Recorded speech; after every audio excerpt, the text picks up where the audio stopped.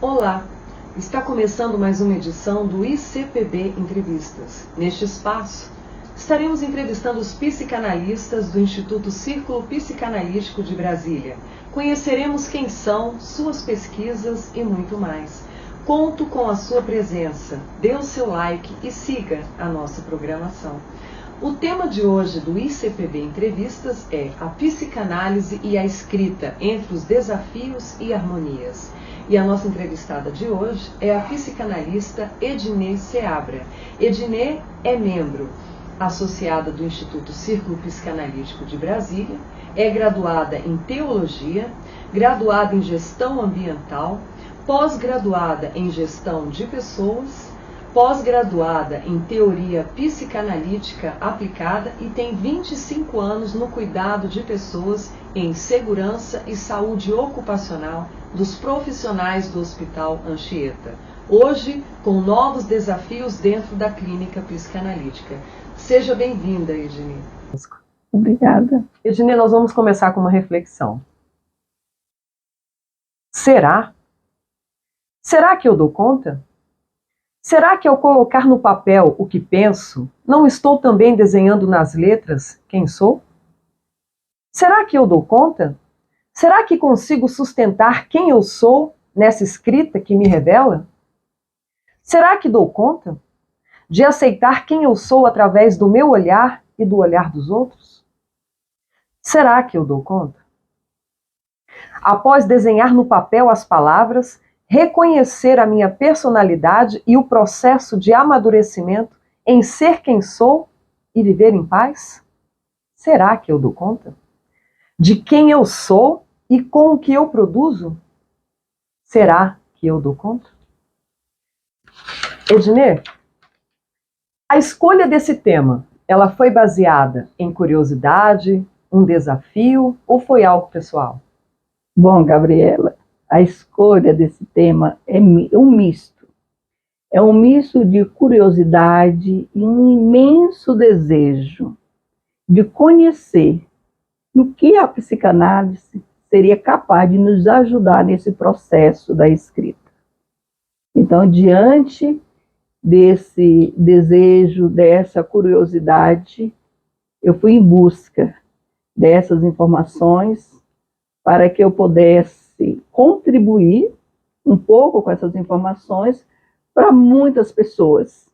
E quando se depara diante dessa escrita, surge nela as suas inseguranças, seus medos, as suas incertezas, esse vai e volta daquilo, se coloco num papel ou eu não coloco num papel, aonde eu vou chegar com todas essas informações. E como as pessoas vão me ver também diante de tudo isso que eu estou colocando no papel. E aí nasce um pouco do medo relacionado à crítica, como eu vou ser vista, como vão me perceber.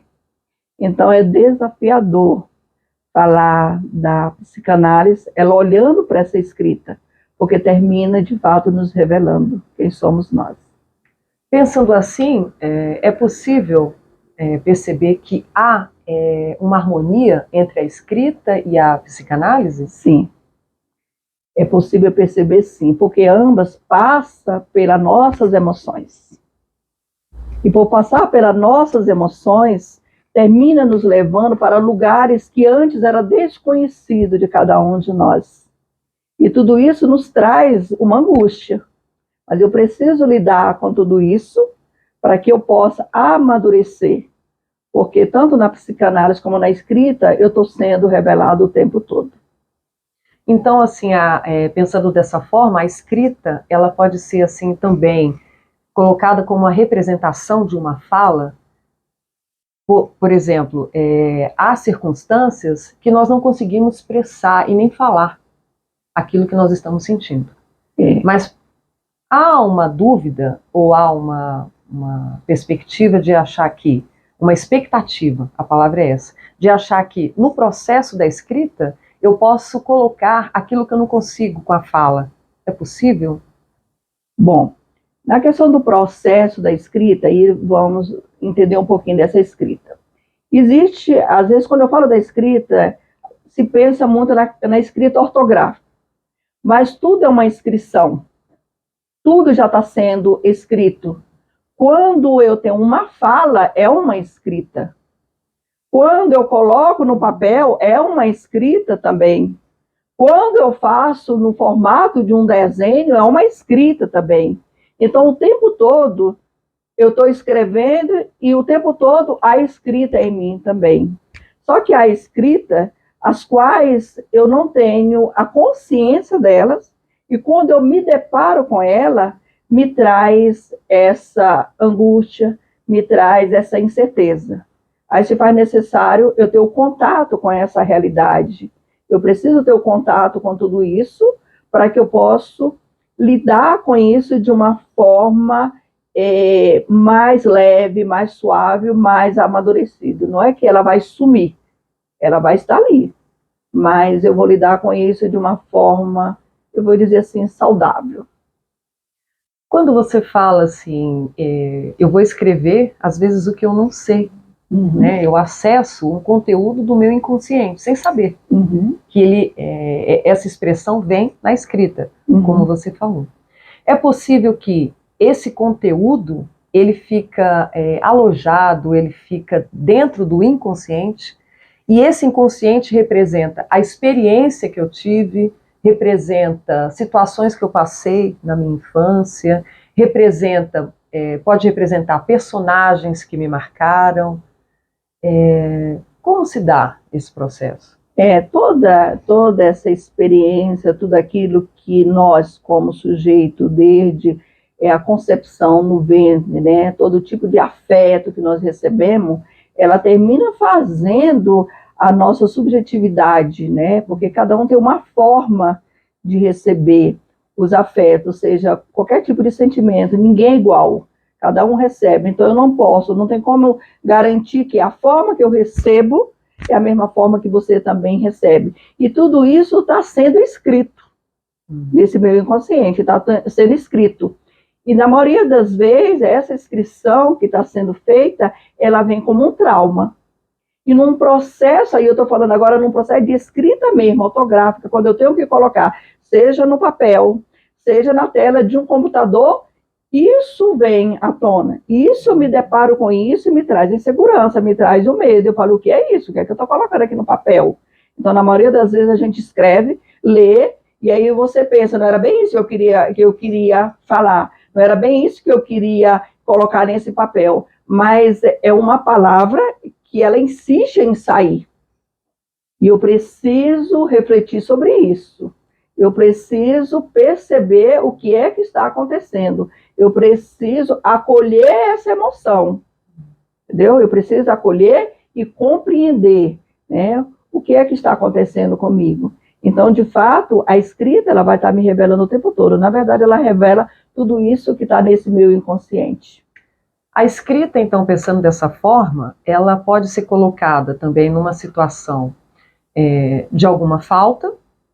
Ela acessa conteúdos ligados ao afeto, ao universo dos afetos, das emoções, mas ela também pode ser comparada a um desamparo. Neste processo, o sujeito ele vai deparar com a falta, porque nós somos sujeitos faltantes.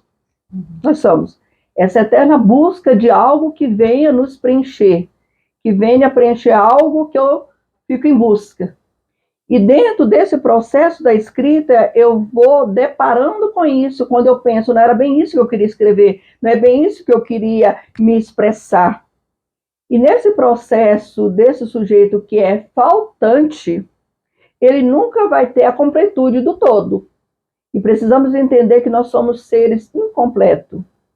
Precisamos compreender que nunca, mas vai ser nunca, nós vamos conseguir encontrar essa plenitude de tudo aquilo que a gente busca, porque às vezes a gente tem, às vezes no processo da escrita, no processo da fala, eu fazer algo que venha completar e venha me preencher. Eu dizer, não, agora eu estou bem, consegui preencher tudo isso. Sempre vai estar faltando algo. Algo vai estar faltando diante de tudo isso. E nessa revelação da escrita é quando eu estou me deparando com essa realidade. Mas isso é bom, isso não é ruim. Porque isso vai trazendo a minha consciência para mim saber lidar de uma forma madura com tudo isso que antes nem eu mesmo tinha conhecimento. E agora eu já tenho conhecimento e eu posso elaborar tudo isso, um processo que não é do dia para a noite, ninguém sai do 8 para o 80, mas é um processo contínuo. E num processo terapêutico eu vou elaborando tudo isso aí até o momento de eu ter um ego adulto, amadurecido, sabendo lidar com essas faltas, sabendo lidar com esse indivíduo que ele é imperfeito. Ao refletir sobre o que você está falando, falando da clínica psicanalítica, sempre se fala em repetição. Sim. E na escrita, quando você escreve na sua pesquisa, entre os desafios e harmonias. Então, quais são essas resistências, né, que tem assim, dentro da clínica psicanalítica e do próprio sujeito que está ali buscando? O processo da repetição, existe algo dentro dele que é uma pulsão. Eu vou falar aqui como uma energia que, de uma certa forma, eu tenho gozo naquilo, por mais louco que pareça ser, eu tenho gozo em tudo isso. Então, nesse processo de repetição, eu fico nessa escrita, repetindo, querendo algo do impossível e não consigo, e também dentro do processo analítico também, eu fico nesse processo da repetição. E aí vem o grande desafio para esse analista, né, quando eu falo da clínica, desse analista, que precisa, no processo de transferência, essa pulsão ir para esse analista, para que essa pessoa possa refletir, contar a sua história de uma forma mais consciente, ter um outro olhar para aquilo que está acontecendo.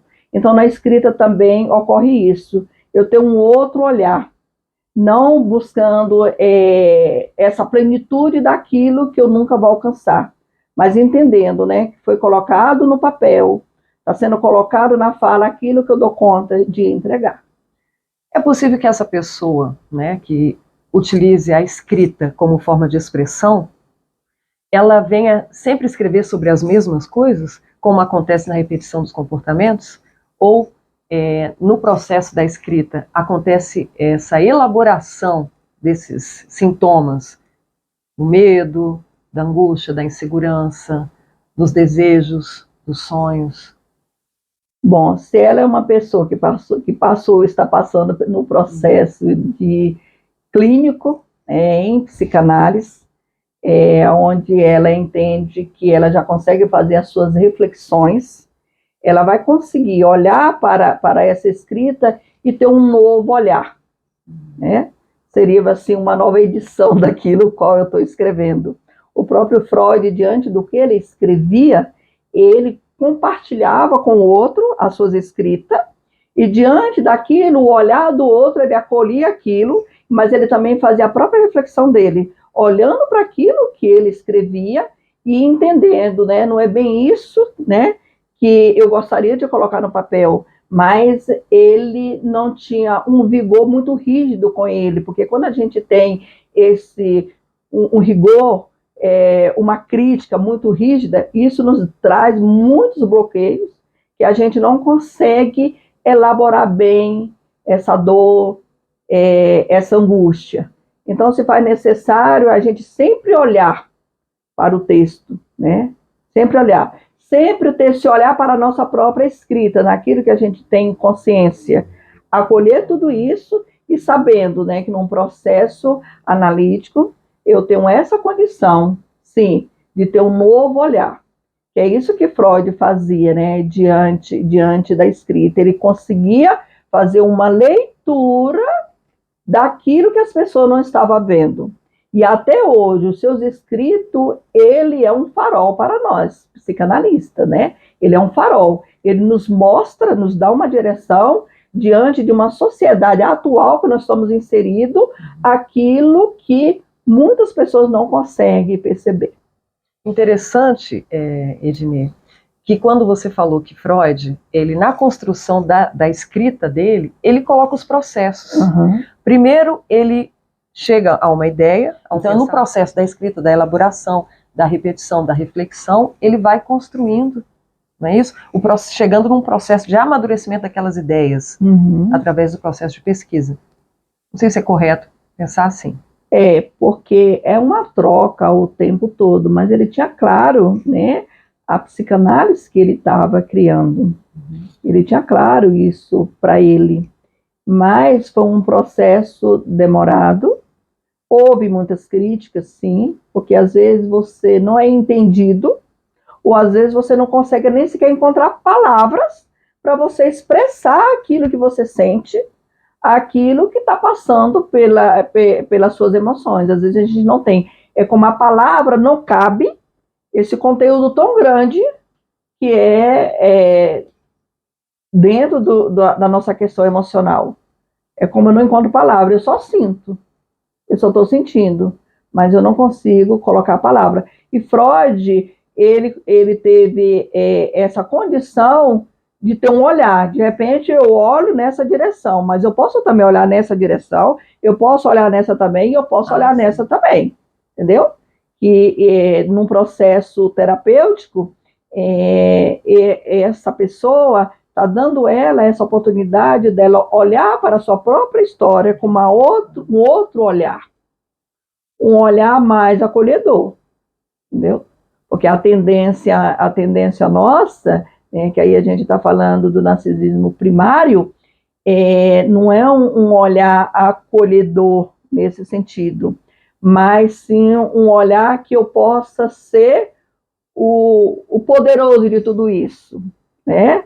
Que eu tenho toda uma força, que eu tenho toda uma condição, e eu tenho todo um controle de tudo isso. E, na verdade, a gente não tem o controle nem da própria vida nossa, né? O inconsciente, ele nos toma de uma certa forma, que é aquilo que às vezes eu achava que eu controlava, e aí ele vem e diz, não é bem isso, você não tem um controle, não sabe nem sequer o que passa dentro de você, esse universo tão grande. E se torna um universo lindo, porque a cada dia nos convida ao nosso autoconhecimento. O autoconhecimento, como você falou, a próxima etapa do autoconhecimento é o amadurecimento. Isso, né? Quando eu me disponho, né, em me conhecer, eu vou deparar com todo esse sentimento, seja ele o medo, a insegurança, a incerteza, eu vou deparar com isso. Mas eu preciso enfrentar tudo isso. E para mim enfrentar tudo isso, eu preciso de um amadurecimento, porque lidar com isso me traz dor. E a tendência daquilo que nos traz dor é a gente fugir, porque a gente tem aquela ideia, né, da criança, que eu nasci para ser satisfeito no todo, que eu seja suprido em tudo, mas no processo do desenvolvimento desse humano, que é um processo do ego, é nessa relação com o outro que ele vai estar sendo desenvolvido, e ele nunca vai ter o todo. Ele nunca vai ser suprido em tudo que ele imagina que poderia ser. Então, é muito importante nesse processo analítico ir se percebendo. Aí é o cuidado que precisa ter com essa pessoa, porque você está com a pessoa, você está com ela nessa caminhada, para que ela mesmo se perceba, para que ela mesmo encontre dentro dela como ela vai lidar com esse universo que às vezes está tudo lá e ela sabe, tem até a resposta lá, mas ela não sabe lidar com isso. E a partir do momento no processo terapêutico, ela vai tomando a consciência que isso existe e como vamos lidando com essa gama de informações que às vezes me tirava, não existe a palavra o eixo, né? Mas me tirava de um certo equilíbrio. Giné, quando você falou sobre o narcisismo, né? O que é o narcisismo na psicanálise? A gente escuta falar sobre o narcisismo, sobre castração, e dentro desse processo da escrita, de resistência, de elaboração, o que significa o narcisismo, a castração? É um olhar centrado em mim, é um olhar para dentro, onde eu tenho um olhar para mim. Mas, porém, Freud, ele termina dividindo essa questão do narcisismo no primário e no secundário. Que o primário se dá naquele momento dessa criança, quando ela nasce, de tudo aquilo que ela recebe da mãe ou do seu cuidador, né, de todo, ela precisa disso, é necessário o narcisismo, ele é importante para nós, ele recebe tudo isso, porém, existe um momento onde esse bebê, ele precisa desenvolver, porque aí ele já não é mais o centro do universo. A própria mãe e os pais têm que ter esse entendimento num processo de afastamento para que essa criança desenvolva. E para ela desenvolver, ela vai precisar lidar com a angústia, ela vai precisar lidar com medo, ela vai precisar lidar com a insegurança para que ela entenda, e aí ela vai em busca de tudo isso no outro, em outras pessoas e também em outros objetos, que a gente chama o objeto de amor. Aí ela vai nessa busca. Mas tanto o narcisismo primário como secundário, se vai para o extremo, traz o adoecimento. O que seria esse narcisismo secundário? Esse secundário é quando, vamos pensar ele na escrita. Sim. É quando eu tenho a consciência de que quando eu escrevo também para o outro faz parte, porque o meu leitor, ele vai ler o que eu vou escrever, e aquilo que eu estou escrevendo, essa palavra, ela vai encontrar, de uma certa forma, um repouso ou uma inquietação nesse meu leitor. Então, no processo secundário, eu tenho que ter essa compreensão, né, que eu tenho uma relação com o outro, eu tenho que ter esse olhar externo, eu tenho que ter esse olhar para aquele que está em contato com aquilo que eu consegui expressar, com aquilo que eu consegui colocar no papel. Mas no momento que ele faz a leitura daquilo que eu estou falando, a leitura daquilo que eu estou escrevendo, ele também vai estar criando sua própria escrita também, porque está lidando com a subjetividade humana dele também. Então, essa simbiose, essa coisa está muito misturada. E no processo da escrita, ele constrói fantasias? Ou a fantasia é que constrói a história? É a fantasia que constrói a história. Porque é muito do fantasioso, o que eu fantasio de mim mesma, o que é que eu estou fantasiando? E diante do que eu tenho o meu imaginário, né? Porque dentro da fantasia tem essa questão do imaginário, aquilo que eu imagino que eu sou, aquilo que eu imagino que as pessoas imaginam que eu sou, entendeu? Então, ela termina construindo uma história muito distante do real, né? Desse eu real, né? O que sou eu real? E desse eu projetado que eu imagino ser. Então, com isso, é a fantasia que constrói a história. E o tempo todo a gente precisa também dessa fantasia, entendeu? Para construir. Então, a criança, ela constrói muito, né? No momento da brincadeira, ela está construindo ali. É uma fantasia, é fantasioso, está construindo. E nós também, considerados já adultos, porque a criança sempre vai existir dentro de nós também, a gente também constrói, entendeu? E às vezes essa fantasia, ela vem acalentar um pouco em nós, acalmar um pouco em nós, uma inquietação que eu tenho relacionado ao que é o real. Porque ainda não estou dando conta de lidar com a realidade. E aí eu vou fantasiando. Mas num processo terapêutico, né, eu vou sendo convidada a lidar com essa realidade. Com muito amor, né? A psicanálise, eu posso lhe dizer assim, a representação do amor mais genuíno. É você acolher o outro na totalidade do que ele é. É você acolher ele. E na clínica psicanalítica, quando um analisando alguém busca a terapia, ele chega no estado infantil. E quando você falou sobre a fantasia, é a fantasia que cria a história, não é isso? Se ele fica nesse lugar de fantasia, ele pode estar no lugar do infantil? Nesse processo da criança, a criança, ela não tem, né? Vamos pensar aqui no bebê, ela não tem nem sequer a consciência, ela não tem nem sequer o entendimento, ela não tem nem sequer a percepção que ela é um sujeito, que ela é um indivíduo. Ela se vê como uma extensão do outro, né? Como uma extensão da mãe. Ela se vê assim. Mas quando ela, para o processo de crescimento desse sujeito, ele passa primeiro num processo de castração, aonde nesse processo de castração é como assim, eu agora vou para a vida, né? Eu agora preciso ser desenvolvido diante de um mundo externo que antes eu não conhecia, mas agora eu sou convidado a isso. Quando eu sou convidado a isso e sou conduzido de uma forma aonde as pessoas das minhas relações contribuem para que eu passe por este processo de uma forma saudável, ok, tudo isso. Mas na maioria das vezes as pessoas que me cercam, elas também trazem consigo os seus traumas, as suas dificuldades, e aí qual é a representação que ela faz para mim?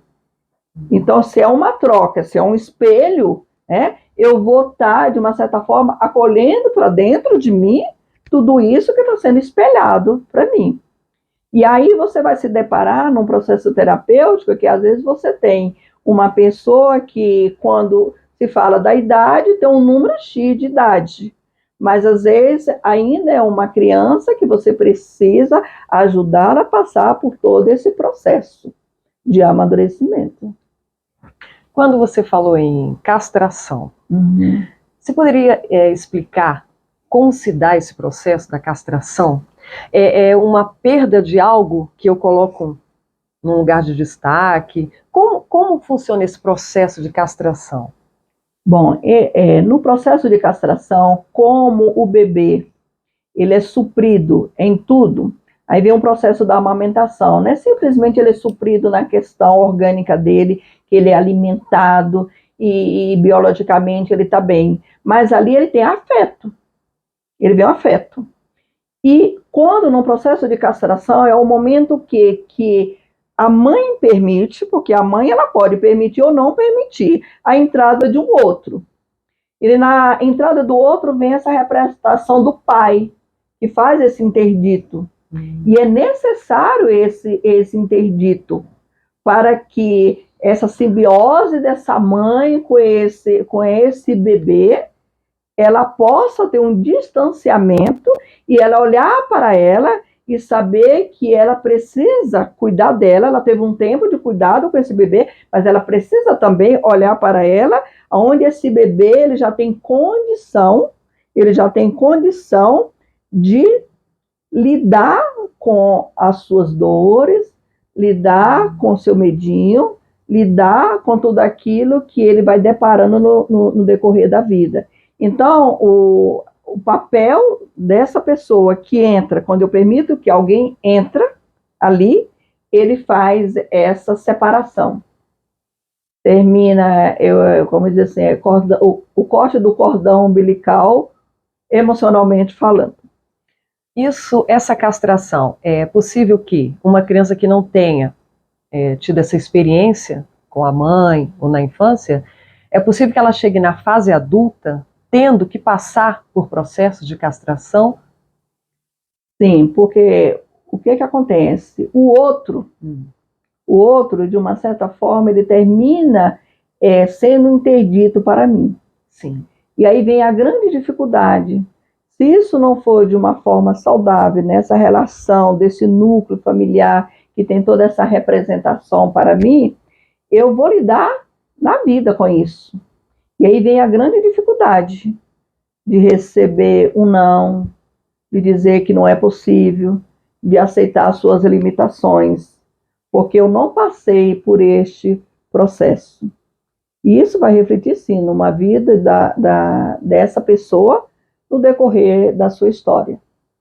Quais são, assim, essas fragilidades, essas resistências e esses desafios que uma pessoa tem que atravessar, ou que ela atravessa quando ela entra na clínica para ser ouvida, para poder falar das suas angústias?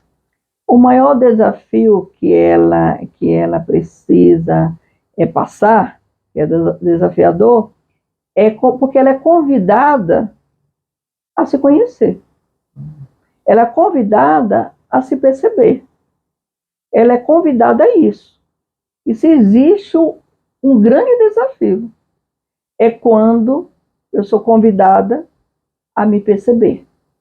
Porque aí vem todo o meu mecanismo de defesa. Porque às vezes, quando pergunta quem é você, essa é a maior dificuldade que nós temos como pessoa, de dizer quem sou eu. Porque é dentro de um universo que às vezes eu me perco dentro disso, que eu tenho uma insegurança de dizer quem sou eu. Eu não sei bem quem sou eu, porque eu não sei lidar com essas minhas inseguranças, com esses medos, com esse sentimento que faz parte da minha composição humana. Não só no processo da escrita, nos relacionamentos, não, em tudo. Na sociedade. Em tudo. Então isso prejudica, né? E quais são, assim, as características que essa pessoa apresenta quando ela tem essa dificuldade?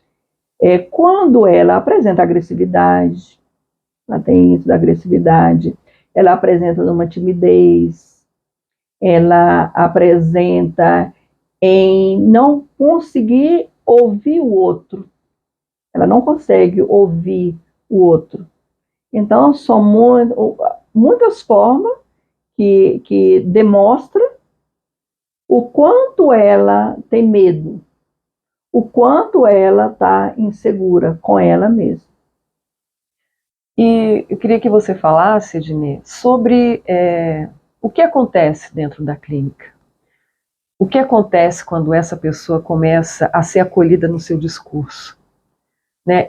Porque é uma realidade que ela não é muito vista lá fora. Então, o que acontece no momento em que a pessoa procura um psicanalista? O que acontece dentro da clínica? Este ambiente é um ambiente que pertence a essa pessoa. Mas só vai acontecer a psicanálise na prática mesmo, o processo analítico, num processo de transferência. Um processo de transferência aonde o paciente coloca esse analista em algum lugar dentro dele. Em algum lugar coloca. E aí ele transfere para esse analista tudo aquilo que às vezes é da sua fantasia, que é do seu imaginário. E esse analista, ele precisa ser bem analisado para ele ter a condição de acolher tudo isso dessa pessoa e junto com ela, não ele olhar para ele, mas olhar para ela e saber que está ali com essa pessoa, vai andar com essa pessoa, para que essa pessoa vai amadurecendo em todo o seu processo da sua subjetividade humana, como eu recebi tudo isso, para que ela tenha um novo olhar, uma nova percepção, fazer novas reflexões dela mesma. Porque às vezes a pessoa está muito com aquilo que o outro diz, mas não com aquilo que de fato eu sinto. E como acontece a elaboração da angústia dentro da clínica psicanalítica? Na compreensão, existe assim a compreensão dos fenômenos psíquicos, intrapsíquicos, é a partir dessa compreensão, como você está falando, né? Ela não se conhece, ela não se percebe, ela se percebe pelo olhar do outro, não é isso? Uhum. Como você falou. Mas como que acontece a elaboração dessas angústias dentro do setting analítico, terapêutico? Esse sujeito, ele vem narrando a sua história. E a história que ele vem narrando, ela vem carregada de todo uma força, de toda uma pulsão, uma energia, tudo isso que toma conta dele que ele não está dando conta. E no processo de transferência, isso passa para o analista. E aí ela vai ter condição de olhar para a sua história de uma forma mais consciente, tendo esse olhar, tendo essa percepção, lidando com essa angústia, porque a angústia ela é necessária, entendeu? Nesse processo da angústia. Ela vai levando à reflexão. Nossa, antes eu pensava assim, olha, tá aí, agora eu tô vendo diferente. E às vezes não vai nem sequer encontrar palavra para dizer como está se sentindo, ela só sente. Ela sente que está mais leve, ela sente que ela está bem com ela mesma. Isso acontece quando ela começa a compreender, né? Porque ela às vezes nem percebe que ela está sentindo tanto medo assim, tanta angústia assim, isso acaba bloqueando ela, bloqueando os seus talentos. Às vezes a pessoa tem um talento, mas cercada desses medos, cercada dessas angústias, ela não consegue desenvolver. Não vem nem sequer para o nível da consciência, né? Está tudo ali recalcado. Né? Então, quando mexe em tudo isso, vai vindo. Né? E é isso que é importante o processo da terapia, porque tudo isso vai vir. Na verdade, o inconsciente está presente o tempo todo, né? O tempo todo ele está presente, ele vai vir. E num processo terapêutico, é como se faz, eu não sei se eu dou a palavra manejo, como eu lido com isso de uma forma que esse paciente, que essa pessoa consiga lidar com essa demanda que está dentro dele, que está querendo, que toma o corpo, que toma tudo dele, às vezes até sufoca. Né? Dentro da clínica psicanalítica e na sua experiência de atender pessoas fora do processo um pouco da escrita, mas de acolher discursos de pessoas que sofrem, você percebeu assim mudança depois desse acolhimento, desse discurso, desse diálogo, desse sofrimento? E aí você percebeu mudanças, você percebeu pessoas se desenvolvendo, pessoas conseguindo exercer sua profissão. Então, como acontece esse processo? O analista ele tem um olhar, mas o olhar dele é muito como esse sujeito está se percebendo. Que ele traga de uma forma, ou com uma fala, ou diante daquilo que ele consegue expressar, a importância de tudo isso na vida dele, porque ele traz. Por mais que eu tenha um olhar, eu já estou percebendo, eu percebo que antes ele tinha um medo X, ele já consegue lidar com aquela situação. E às vezes ele não consegue expressar e dizer, antes eu tinha um medo de andar de avião, e agora não tenho mais. Mas ele termina expressando, né? Olha, eu fiz uma viagem X, aí eu fui de avião, fui isso. Foi legal, foi tranquilo, foi isso. Antes eu não dirigia. E aí, então, o que acontece? Agora eu vi, quando eu me dei conta, eu estava dirigindo. Eu tinha medo de ir ao médico, né? Só o fato de pensar de ir ao médico, eu já tinha um medo. Nossa, quando eu percebi, eu já tinha ido, eu tinha passado pela consulta. Um medo imenso de uma entrevista. Nossa, quando eu percebi, eu já estava na entrevista, já estava participando de tudo aquilo. Então, é algo que não é bem um processozinho, é no tempo desse paciente, ele vai tendo essa percepção, e o analista ele está olhando, ele está vendo, ele está percebendo daquilo que o paciente traz para ele está percebendo o quanto ele já venceu, no sentido de vencer as suas inseguranças, seus medos, e como esse trauma que está ali, ele sabe lidar. Ele já sabe fazer o manejo com tudo isso que está dentro dele, que faz parte dele, faz parte da constituição do humano que ele é. Pensando dessa forma, é correto afirmar que a psicanálise, ela promove, dentro de todo esse processo, a ressignificação da vida desse sujeito? Ela promove esse novo olhar, como Freud fez. Ele tinha um olhar, ele não tinha só um olhar, quando eu olho só pelo ângulo, né? Mas ela me promove outros olhares, outras percepções. Ela tem essa promoção, ela me leva a isso. Dentro desse processo, tem também o medo. Sim. Dentro do processo da escrita. E esse medo, ele nos paralisa em alguns momentos da nossa vida. É possível afirmar que o bloqueio da escrita são fugas desse medo? Sim. Porque no processo da escrita, às vezes, né, quando nós estamos escrevendo, a gente tem um rigor muito grande do medo, da insegurança, o que vão achar, o que vão pensar. Será que eu estou escrevendo certo? Será que eu estou escrevendo errado? Mas, na verdade, não é do outro que eu tenho esse medo. O que eu tenho medo mesmo é de me conhecer, é de saber isso mesmo.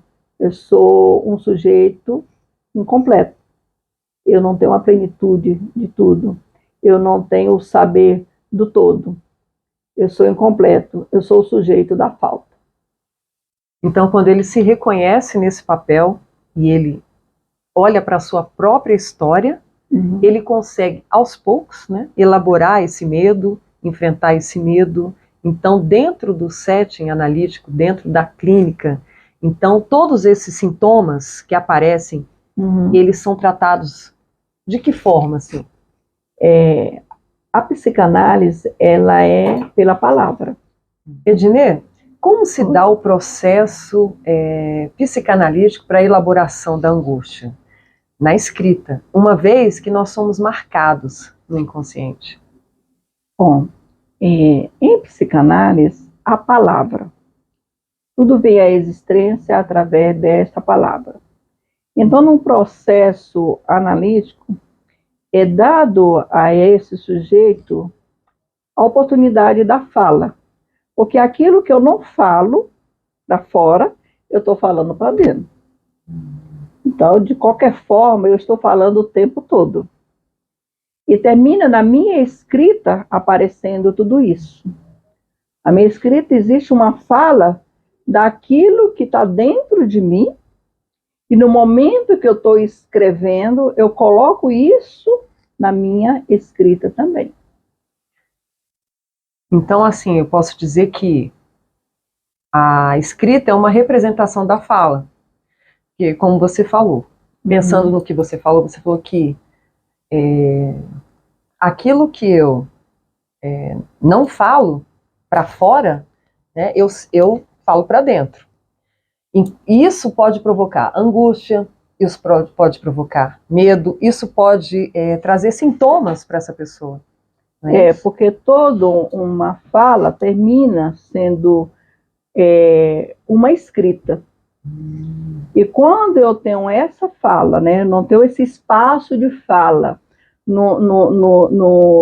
nesse espaço dentro dessa clínica, dentro desse atendimento, eu tenho esse espaço para ser quem eu sou.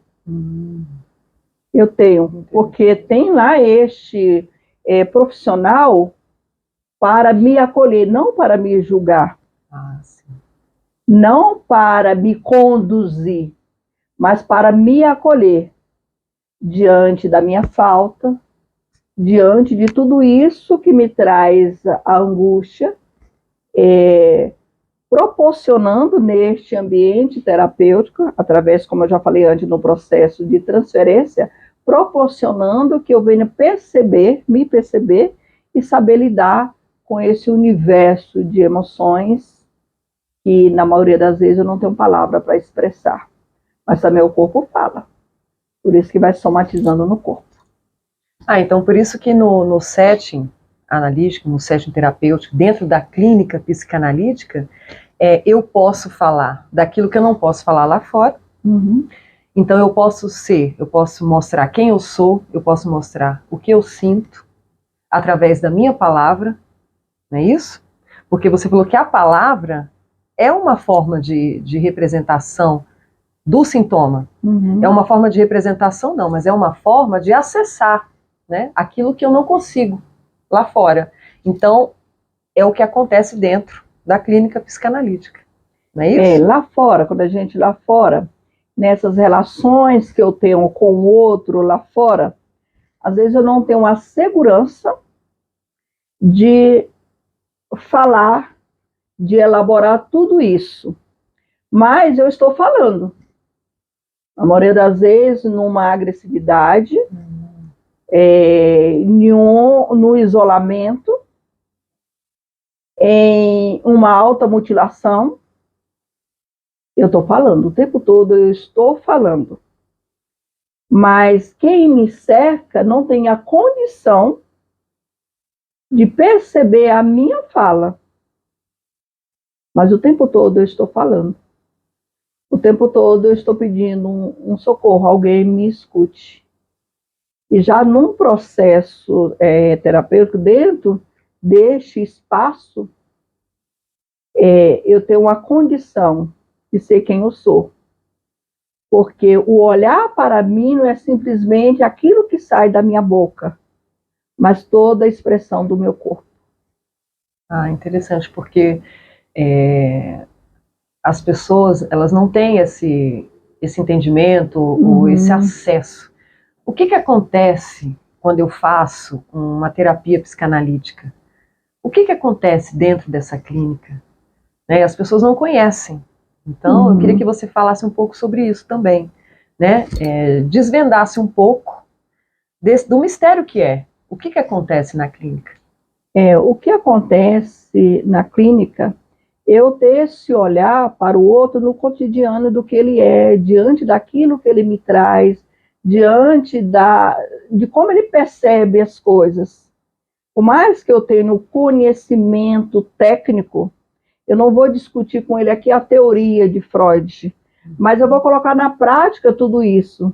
Mas numa prática onde há o entendimento, onde há essa relação, aonde está sendo acessado tudo isso que eu falo, essa gama de demanda que esse paciente traz, que ele não tem a consciência daquilo, mas no meu olhar, eu estou vendo tudo isso e estou acolhendo também essa pessoa com toda essa demanda que ela tem e vou estar junto com ela no sentido de vamos passar pelo medo, vamos passar pela insegurança, vamos passar por essas incertezas. Você não está sozinho.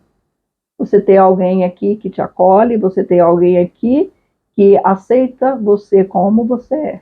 Eu posso dizer assim, então, eu vou fazer essa travessia com você. O psicanalista pode se colocar nesse papel, como você falou. Vamos passar pelo medo, vamos passar pela angústia, né? Quando ele acessa esse conteúdo do inconsciente e vem à tona esses sintomas, então ele pode ter o psicanalista como alguém que, como você falou, que é muito importante, ele não vai julgar a pessoa, né? Mas ele é um convite para uma travessia cheia de desafios, né?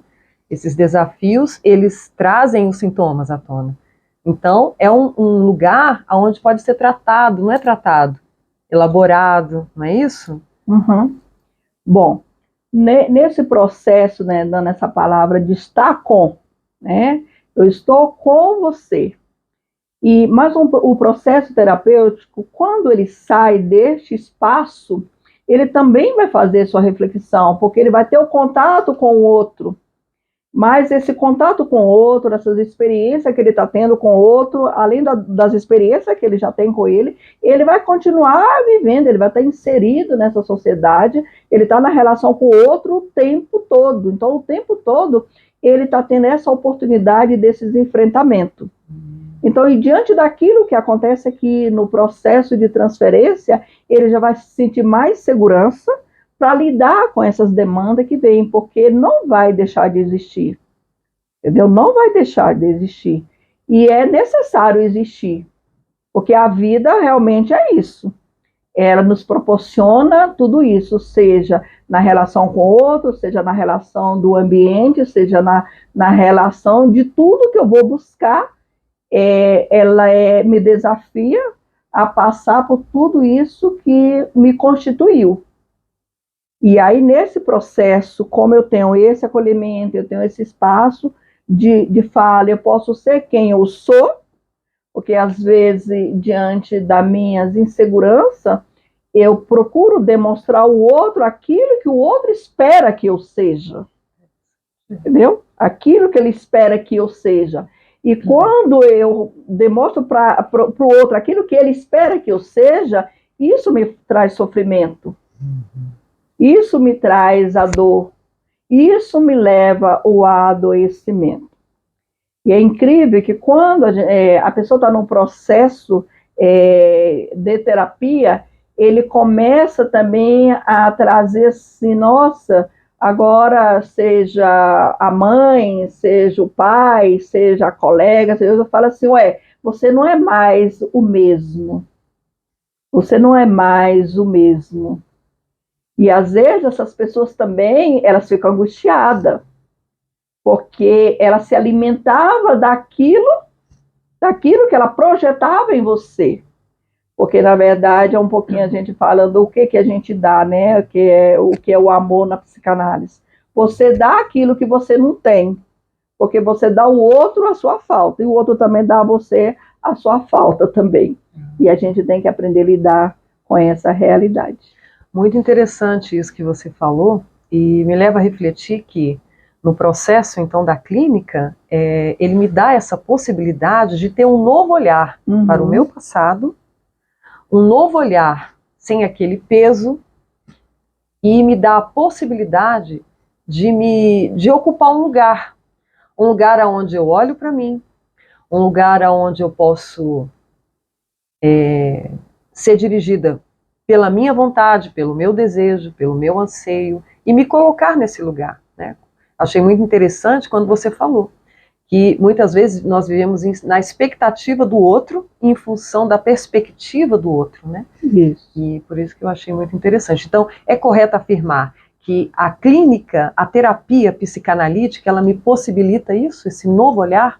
Ela possibilita esse novo olhar, esse crescer de um ego amadurecido, de um ego que vai saber lidar com os conflitos, saber lidar com esse dia a dia, com essas demandas que vêm, tanto interna como externa também, mas de uma forma que eu não venha sofrer tanto, mas que eu tenha um alívio da minha dor.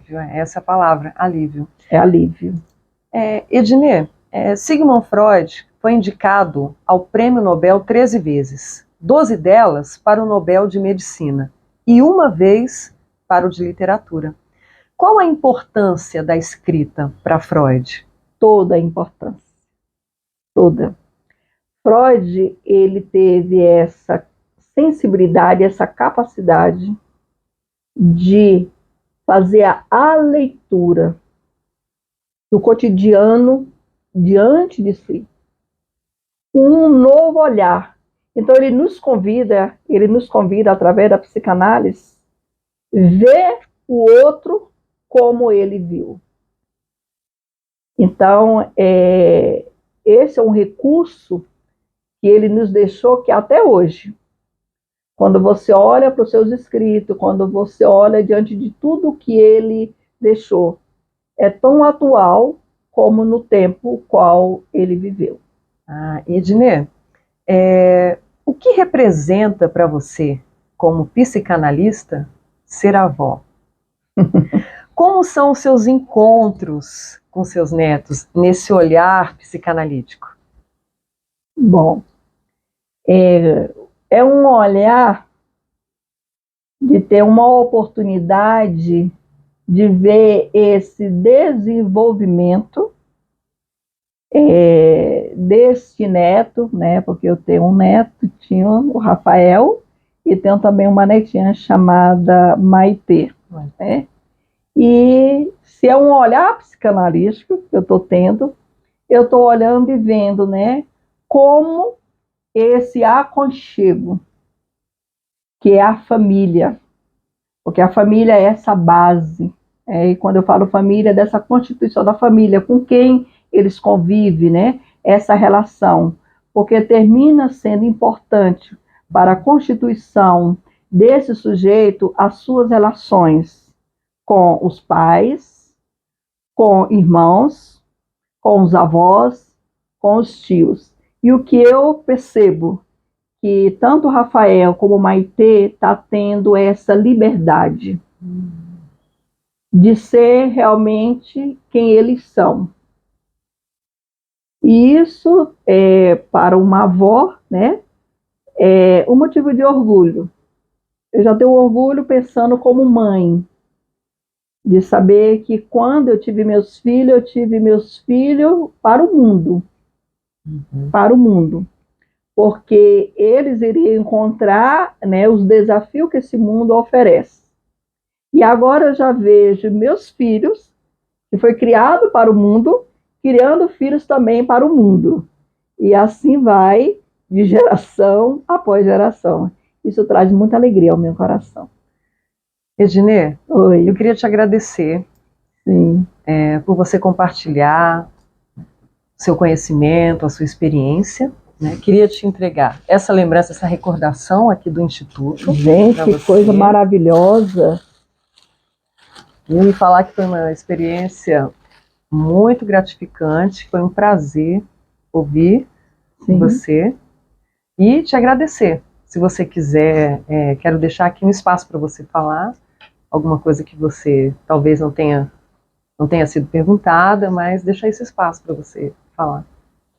Bom, Gabriela, primeiro eu também quero te agradecer por essa oportunidade, pelo Instituto também nos proporcionar esse espaço de fala, né? Porque isso é muito importante, porque como profissional eu também sou humana, e diante de um espaço de fala como esse, é um momento também que eu estou me percebendo, que eu estou me sentindo, e estou passando também pelos meus medos, pelas minhas inseguranças, que é só tendo uma oportunidade como essa que eu vou estar tendo a grande condição de amadurecer comigo mesmo. Obrigada. O Instituto Círculo Psicanalítico de Brasília está localizado em Taguatinga Centro, no edifício Taguatinga Trade Center. Aqui encontram-se 3 clínicas de associados. Se você deseja agendar a terapia psicanalítica, entre em contato conosco. Estamos inseridos na linguagem dele e da nossa concepção. A gente já foi inserida, alguém já falou sobre nós, já pensou, já planejou, já até definiu o nome, as nossas características e tudo mais. Então nós já fomos, entendeu? Inseridos nessa linguagem. Por isso que essa formação do ego, entendeu? Essa formação do ego, ele vai sendo formado nessa relação com o outro, entendeu? Aí vai tomando um formato.